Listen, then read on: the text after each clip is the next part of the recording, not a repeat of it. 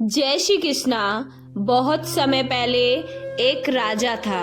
वह अपनी न्यायप्रियता के कारण प्रजा में बहुत लोकप्रिय था।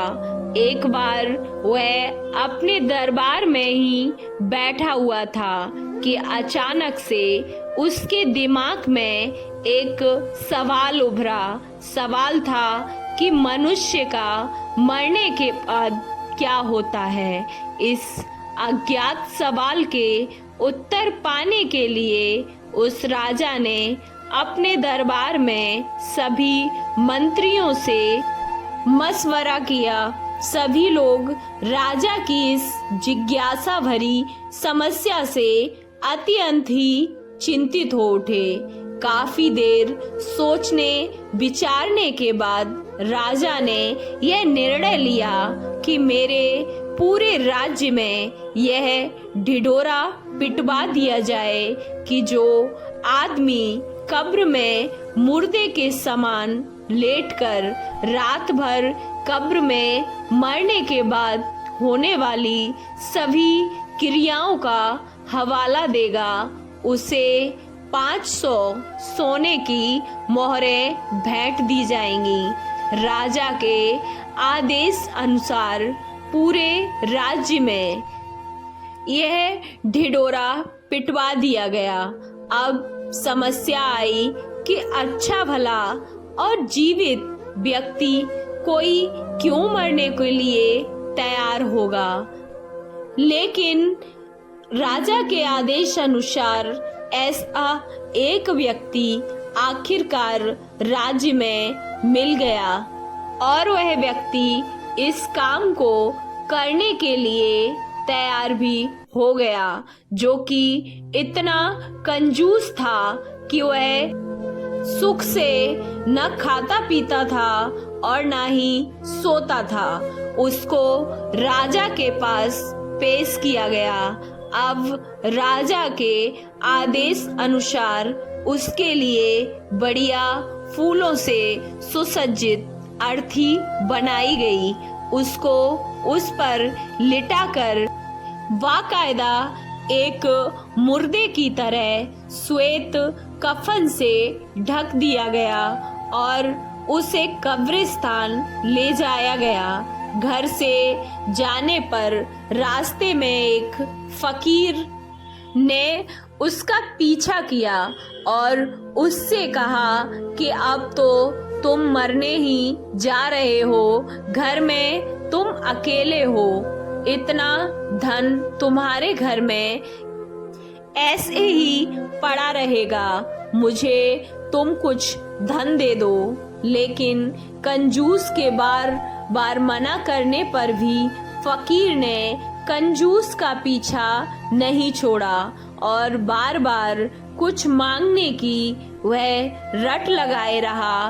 कंजूस जब एकदम उससे परेशान हो गया तो उसने कब्रिस्तान में पड़े बादाम के छिलके से एक ढेर में से एक मुट्ठी भर छिलके उठाए और उस फकीर को दे दिए।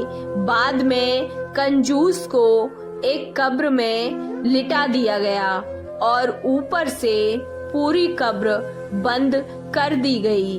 बस एक छोटा सा छेद सिर की तरफ इस आशा के साथ कर दिया गया कि यह इसमें से सांस लेता रहेगा और जब अगली सुबह राजा को मरने के बाद का पूरा हाल यह सुनाएगा।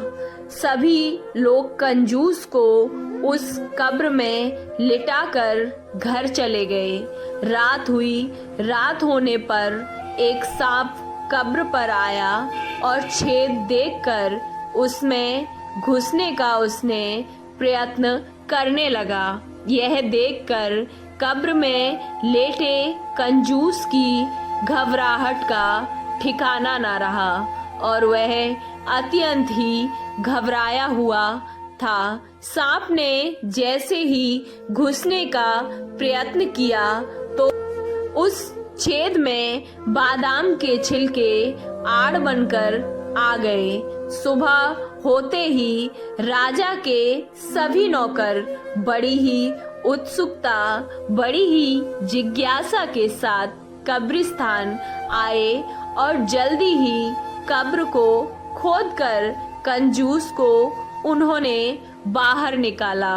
मरने के बाद का क्या होता है, सच वह जानना चाहते थे।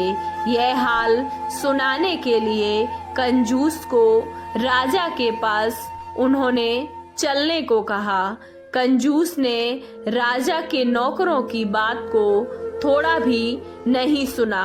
वह पहले अपने घर गया और अपनी तमाम धन संपत्ति को गरीबों में बांट दिया।